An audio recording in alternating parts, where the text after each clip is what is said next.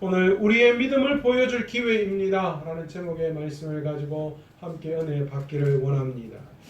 여러분, 지난 주일날 제가 그리스도인이란 어떤 사람이다 라고 말씀드렸죠. 그리스도인이란 그냥 아무에게나 주어지는 그런 호칭이 아니다 그렇게 말씀드렸습니다. 그러면서 제가 그리스도인이란 뭐요? 죽어서든 살았어든 예수 그리스도의 일생 동안 예수 그리스도의 흔적이 남아있는 사람, 사나 죽으나 무엇을 하더라도 우리 안에 예수 그리스도의 흔적이 있는 사람이, 그런 사람이 그리스도인이다 그렇게 말씀을 드렸습니다. 사도 바울은 바로 예수 그리스도의 흔적이 있는 사람이 참 그리스도인이라고 그렇게 말씀하고 있죠. 그러면서 참 그리스도인은 예수의 흔적을 가진 자들인데, 그렇다면 오늘날 우리에게 예수의 흔적이 뭐라고 말씀드렸습니까? 다 잊어버렸죠. 첫 번째, 복음에 타협하지 않는 사람, 그 사람이 예수의 흔적을 가진 자이고 그런 사람만이 참 그리스도인이다 말씀드렸어요. 또 무슨 말씀을 드렸습니까? 예수님의 마음을 가지고 십자가를 자랑하는 자, 내 재능과 내 가진 것을 자랑하는 것이 아니라 오직 예수님의 마음, 사랑과 희생을 가지고 예수 그리스도의 십자가만을 자랑하는 자가 참 그리스도인, 예수의 흔적을 가진 자라고 말씀드렸습니다. 또 세 번째로, 복음의 위력을 기꺼이 믿고 복음 때문에 받는 핍박을 기뻐하는 사람이 예수님의 흔적을 가진 자다 그렇게 말씀을 드렸어요. 그리고 마지막 네 번째, 예수를 위해서 우는 자, 예수님을 위해서 눈물을 흘린 그 눈물의 자국이 있는 사람이 예수의 흔적이 있는 사람, 바로 그런 사람이 참 그리스도인이다 그렇게 말씀을 드렸습니다. 그런데 오늘 본문에 와서는요, 베드로 사도가 우리에게 참 그리스도인이 어떤 사람인가 라는 것을 우리에게 설명해 주고 있어요. 그게 베드로전서예요.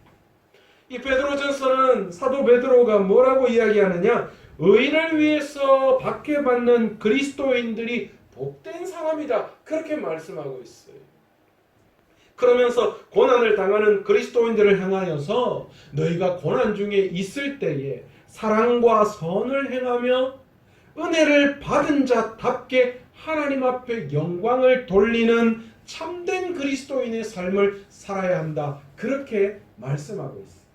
너희가 고난 중에 있지만, 예수님 때문에 핍박받고 있지만, 그러나 그것을 너희가 악으로 이기지 않고 사랑과 선행으로 은혜 받은 자답게 살아가는 것, 그게 참된 그리스도인이야 그렇게 말씀하고 있는 거예요.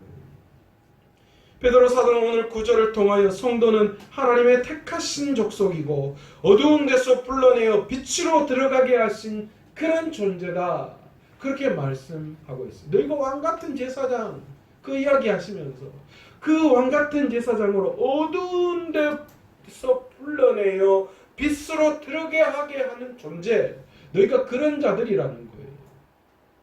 그래서 성도는 빛 가운데 살아가야 하고 빛 가운데 살아갈 때에 참 그리스도인이다 그렇게 말할 수 있다라는 것이지. 그렇다면 어떻게 살아가는 것이 빛 가운데 살아가는 참된 그리스도인이라고 베드로 사도는 이야기하는 걸까요? 첫 번째, 우리에게 이 땅에서 너희가 나그네 같은 삶을 살아갈 때에 그것이 참 그리스도인이다 그렇게 이야기하고 있어요. 베드로 사도는 소아시아 성도들에게 그들이 나그네 같은 존재다 그렇게 오늘 2장 11절 12절에 그렇게 이야기하고 있어요. 이 나그네라고 하는 헬라어가 파로이코스라고 하는 단어인데요. 이 단어는 사실 고대 사회에서 시민권이 없이 살아가는 외국인을 지칭하는 단어이기도 했습니다. 오늘날로 이야기하면 지난번에 어디입니까? 이 팔레스타인이 아니라 그 분쟁 지역 어디입니까? 갑자기 생각이 안 나. 팔레스타인 맞죠? 아프가니스탄에서 우리를 도와줬던 사람들을 거기에서 구출해서 왔잖아요. 그런데 그 사람들을 우리가 뭐로 여겼어요? 우리 국민이라고 여기진 않습니다. 시민권이나 그걸 주지 않았어요. 그러니까 그 사람들은 여전히 지금 뭐예요? 우리나라에 살아가고 있지만 우리나라 사람이 아닌 거예요.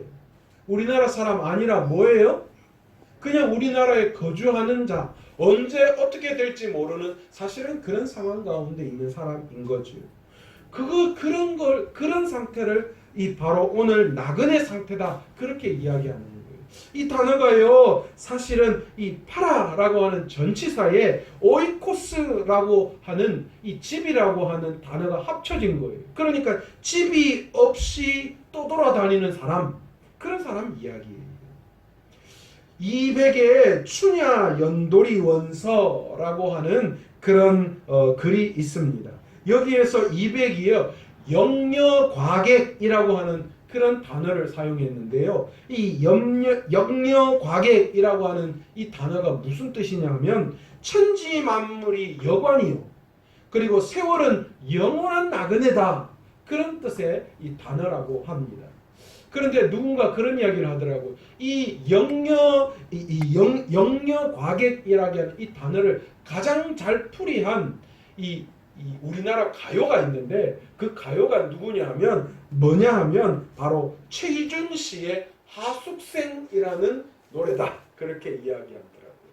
인생은 나그네 길, 어디서 왔다가 어디로 가는지 모르는 삶이다. 이 최희준 씨가 장모님이시더라고요. 그 이야기를 하면서 인생에 대한 이야기를 하고 있는 바로 그런 이야기.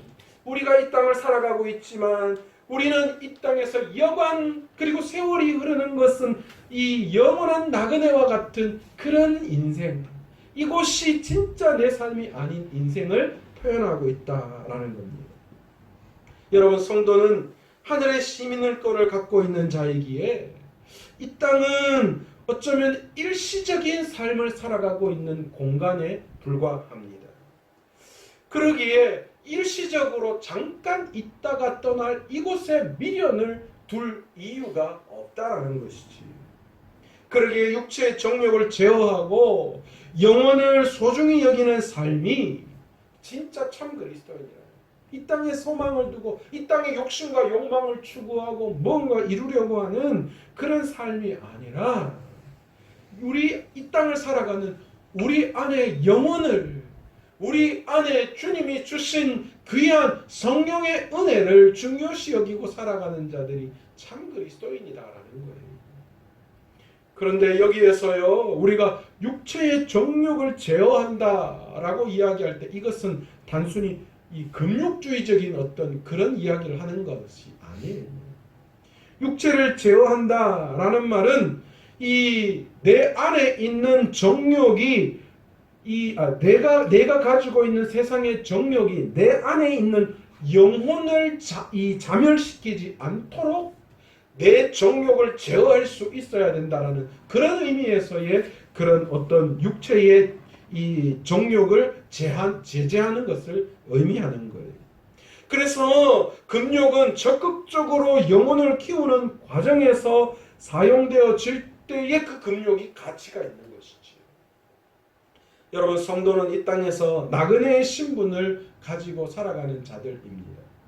성도는 영원한 나라에서 살 존재이기에 썩어져 없어질 이 땅에 소망을 두지 않습니다. 제가 이번 추석 때 집에 가서 저희 어머니에게 그런 이야기를 했어요. 어머니, 저는 수목장 하는 게 참 좋은 것 같아요. 갑자기 그 이야기 했어요. 아버지도 수목장을 할 걸 괜히 그냥 납골 해가지고 뭐 한다고 그렇게 했는 것 같습니다.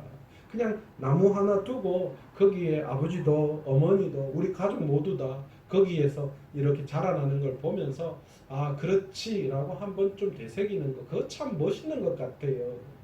그런 이야기 했습니다. 여러분, 우리 모두는 그렇지 않습니까? 우리 모두는 다 이 땅에 태어나면 죽음을 맞이하게 되어 있어요. 누구 하나 여러분 영원한 생명을 가지거나 그리고 죽어 없어진 그 사람을 위대하다라고 물론 세상에 업적을 두고 대단하다라고 이야기하지만 그 사람의 죽음을 본받고 싶은 사람은 아무도 없어요. 그러니 죽음은 어쩌면 이 인생에서 어쩌면 아무 의미가 없는 것과 같다라는 거예요. 그러나 그리스도인인 우리는 그게 끝이 아니기에 우리의 삶이 거기에서부터 의미가 생겨나기 시작하는 거죠. 우리는 이 땅에 잠깐 있다가 떠날 나그네의 삶.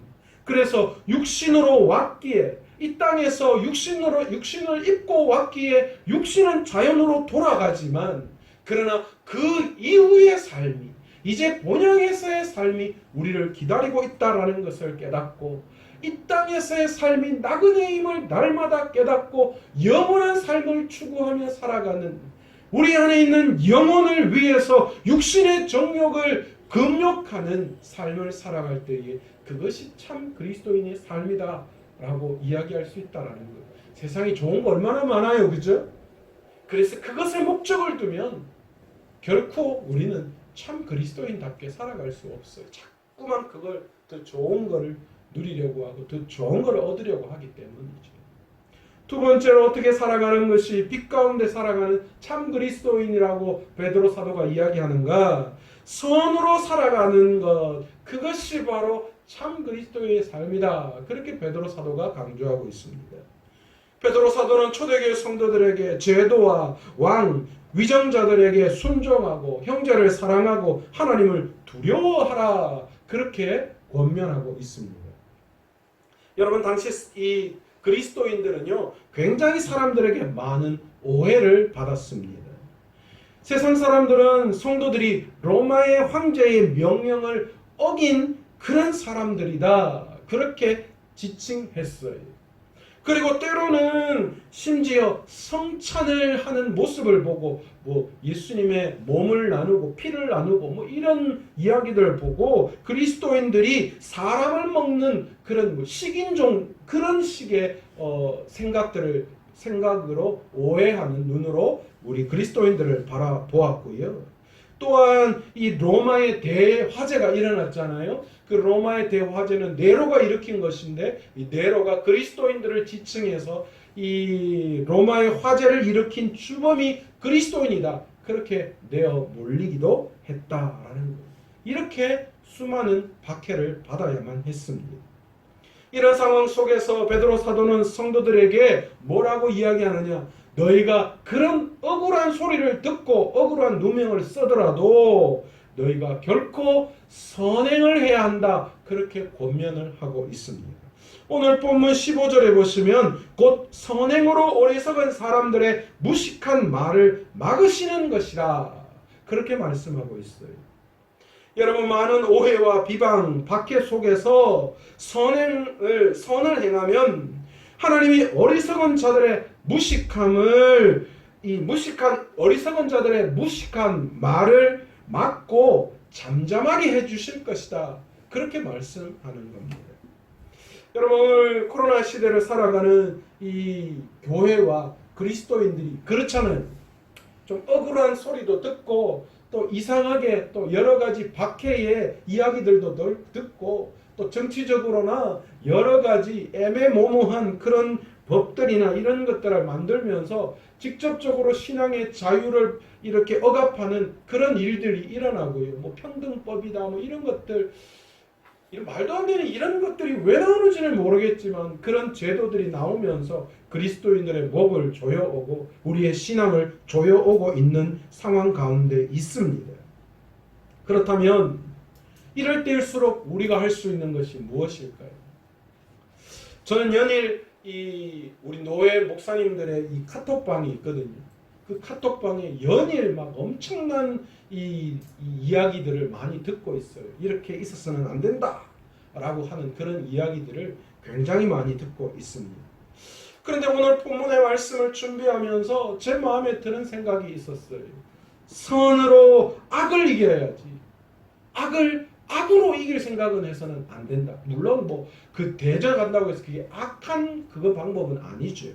그러나 우리 마음 속에는 그것을 대적함에 있어서도 선으로 악을 이겨야지. 똑같이 그들이 그렇게 한다고 악으로 똑같이 그것을 대해서는 결코 우리는 그리스도의 덕을 보일 수 있는 삶을 살아가지 못한다라는 것입니다. 여러분, 우리는 세상의 악한 것을 너무나도 잘 알고 있어요. 그러나 예수 그리스도께서 이 땅에 오셔서 하신 것을 보십시오.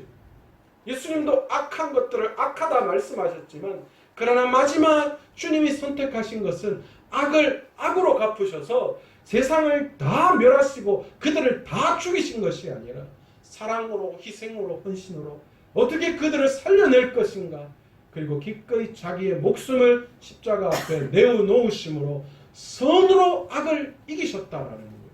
그 위대하심이 오늘날까지 그 영향력이 있고 그리고 오늘날까지 예수 그리스도가 우리의 구주로 오직 유일하신 하나님으로 존재하고 계시다라는 겁니다. 세 번째로 어떻게 살아가는 것이 빛 가운데 살아가는 참 그리스도인인가? 베드로 사도는 우리에게 예수 그리스도를 본받는 자가 참된 그리스도인이다 그렇게 말씀하십니다. 성도는 선을 행함으로 고난을 받습니다. 우리가 선을 행하면 행할수록 고난 받을 거예요. 이것이 베드로 사도가 이야기하시는 거예요. 너희가 선하면 선할수록 너희가 선한 영향력을 세상 가운데 미치면 미칠수록 너희는 고난 가운데 놓여질 수밖에 없을 것이다. 그러나 나그네로 이 땅을 살아가며 선을 행하지만 너희가 예기치 못한 그 고난이 찾아올 때에 우리가 어떻게 해야 하느냐라는 거예요. 때로는 우리 잘못 때문에 고난을 당하기도 한다라는 것을 우리는 인정할 수 있어야 돼요. 여러분, 이것은 죄에 대한 대가이기 때문에 당연한 거예요. 그래서 우리가 잘못을 저질렀을 때에 우리가 그 잘못을 회개하고 그 잘못을 저지르지 않을 때 고난은 없어져요. 때로는 하나님을 기쁘시게 하는 선한 일을 하다가 고난 받을 때 있어요. 이것은 어쩌면 우리에게 큰 기쁨이고 영광이죠. 예수님 때문에 예수님이 기뻐하시는 일을 하다가 고난 받는 거니까 얼마나 기쁜 이야기예요. 그래서 예수님께서도 이 땅에 오셔서 고난 당하셨어요. 예수님은 죄가 있으셔서 고난 당하신 것이 아니라 하나님의 뜻을 이 땅에 행하심으로 말미암아 고난 당하시고 예수님께는 그것이 영광이었습니다. 때로는 애매한 고난을 당할 때가 있어요. 고난을 받아야 하는 이유를 모르고 고난받는 거예요. 어떻게 보면 부당하기도 합니다. 잘못도 하지 않았는데 고난이 오는 것 때문에 답답하기도 합니다. 그런데 여러분, 이 애매한 고난이 닥쳐올 때에 믿음이 있는 자와 없는 자가 차이 난다라는 거예요. 여러분, 믿음이 없는 사람은 그 고난을 당할 때 어떻게 합니까? 죄로 말미암아 고난을 당하는지 자신을 돌아보는 것이 아니라 자기의 죄는 생각하지 않고 무엇을 잘못했는지 그것에 대한 생각은 전혀 하지 않고 하나님 앞에 불평과 불만을 먼저 토로한다라는 것이죠. 그러나 믿음 있는 자는 어떻게 하느냐? 믿음 있는 사람들은 자기가 받는 고난보다 자기가 저지른 죄에 대해서 심각하게 고민하고 자기 스스로를 돌아보고 회개하는 모습을 보인다라는 거예요. 여러분, 얼마나 많이 차이가 나겠어요. 애매한 고난을 당할 때 과연 그 고난이 무엇 때문인지 자기를 돌아보고 자기의 죄를 뉘우치고 자기의 죄를 돌아보며 회개하는 자와 믿음 없는 자처럼 내가 왜 이런 고난을 받아야 합니까? 하나님 앞에 원망하고 불평하는 자. 여러분, 이 사람들의 차이가 얼마나 많이 날까요? 여러분, 주님과 복음을 위해서 사는 사람들에게 또 분명히 고난은 옵니다. 피할 수 없어요. 저와 여러분도 그렇잖아요. 우리가 예수님을 열심히 믿어도 우리의 삶에 고난이 찾아오지 않는 것은 아닙니다. 그런데 이때 믿음이 작은 사람들은 낙심하고 원망하지만 믿음 있는 자는 자신을 돌아보며 믿음으로 그것을 승리해서 더 나은 하나님의 영광 가운데로 나아가는 사람으로 그 모든 고난을 사용한다라는 것이지. 여러분, 사도행전 5장 40절에 42절 보시면 사도들이 복음을 전하다가 매를 맞았을 때에 주님을 위해서 받는 능력을 영광으로 생각했다. 그렇게 말씀해요. 그래서 집에 있든지 길에 있든지 성전에 있든지 언제든지 예수는 그리스도라고 가르치고 전하기를 쉬지 않았다. 그렇게 말씀하고 있어요. 여러분, 고난을 받을 때 더 기뻐하고 더 열심을 내실 수 있는 저와 여러분 되시기를 원합니다. 내 스스로를 돌아보며 이것이 만약 주님 때문에 받는 고난이라면 더 깊이 있게 더 많이 오늘 사도행전의 귀한 주님의 백성들처럼 주님을 전하고 어디에 있을지라도 예수 그리스도를 가르치는 일에 힘쓸 수 있는 저와 여러분 되시기를 간절히 축원합니다. 여러분, 이미 예수 그리스도께서 우리가 갈 길을 먼저 가심으로 본을 보이셨습니다. 너무 영광, 너무 좋은 걸 아니겠습니까? 만약에 주님이 하늘에서 너 이렇게 좀 제발 좀 와 말씀만 하셨다면 여전히 우리는 불안하고 초조할 수 있을 거예요. 그러나 예수님은 이 땅에 인간의 모습으로 친히 오셔서 그 모든 복음 때문에 고난을 다 당하셨고 친히 죽으시고 부활의 첫 열매 되셔서 우리가 걸어가야 할 길의 단계를 다 보여주셨어요. 그러면 너희도 나처럼 이렇게 따라만 오면 쫓아만 오면 모든 것이 다 해결되어진다. 그렇게 말씀하시며 우리에게 친히 본을 보여주셨습니다. 우리에게 본을 보여주신 예수님이 계시기에 우리는 담대하게 이 세상 속에서 선을 행하며 선으로 악을 이기는 귀한 하나님의 백성 하나님의 군대가 될 수 있는 줄 믿습니다. 여러분 바둑기사 유명한 이창호 여러분 기사 아시죠?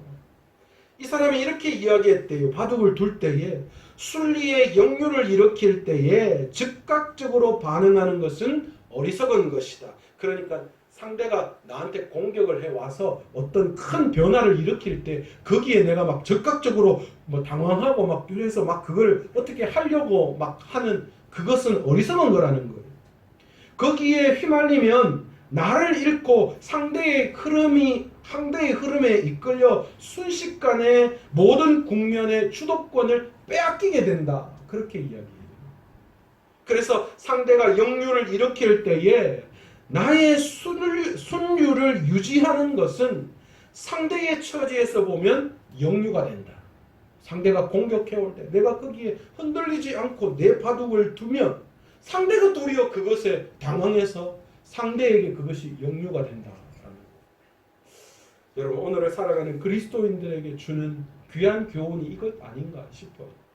사단이 우리를 공격해오고 우리가 가는 예수 그리스도를 닮아가는 귀한 그 순리의 길을 걸어가는데 여러분 사단은 계속해서 역류로 우리를 공격해 오죠. 불안하게 하고 흔들리게 하고 당황하게 만들겠죠.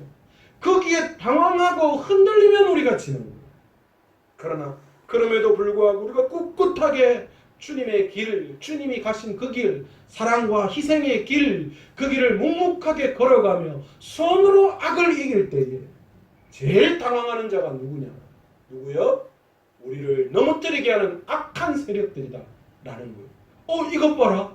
이거 봐라. 왜 이러지? 이쯤에 흔들려야 되는데, 이쯤에 넘어져야 되는데, 나는 그렇게 알고 다 준비했는데, 그러면서 당황하기 시작합니다. 베드로 사도는 성도가 가진 나그네라는 정체성을 오늘 말씀을 통하여 강조합니다. 우리는 나그네로 살아가며 세상 사람들의 비방에 선으로 응대해야 합니다. 선으로 악을 이기는 것입니다. 그러면 심판의 날에 세상 사람들은 성도들이 옳았다 그렇게 분명하게 고백할 거예요. 시간이 지나면 세상이 분명히 그리스도인이 옳았다라고 세상 사람들이 인정할 거예요. 여러분 2000년 전에 예수 그리스도께서 그렇게 오셔서 또 많은 사도들이 그 주님의 본을 받아 살아갈 때에 그 당시에 많은 사람들이 욕하고 그 사람들이 잘못되었다고 이야기하고 그들을 핍박하고 넘어뜨리고 죽였지만 오늘날 여러분 그것이 어떻게 평가되고 있습니까? 오늘날 우리에게는 그것이 아름다운 삶이었고 그것이 순리였고 그것이 선으로 악을 이긴 것이라고 우리에게 분명히 전해오고 있습니다. 그러나 때로는 십자군 원정처럼 신앙이라는 이른바에 악을 악으로 대했을 때에 그 아픔이 여전히 오늘날까지도 기독교 역사상 아픔으로 기록되어져 있는 것이 사실인 것을 우리는 인지할 수 있습니다. 성도의 순류가 세상 사람들에게 영유임을 기억하고 오늘 저와 여러분이 반드시 선으로 악을 이기고 예수의 사랑으로 세상을 섬기는 귀한 참된 그리스도인의 삶을 살아갈 수 있는, 지난 주일날 예수의 흔적으로 참된 그리스도인의 삶을 살아가듯이 오늘 귀한 말씀, 베드로 사도의 말씀처럼 오늘 귀한 말씀을 통하여서 예수님을 본받는 귀한 삶, 선으로 악을 이기는 참된 그리스도인의 삶을 살아갈 수 있는 저와 여러분의 삶이 되시기를 간절히 축원합니다. 오늘 이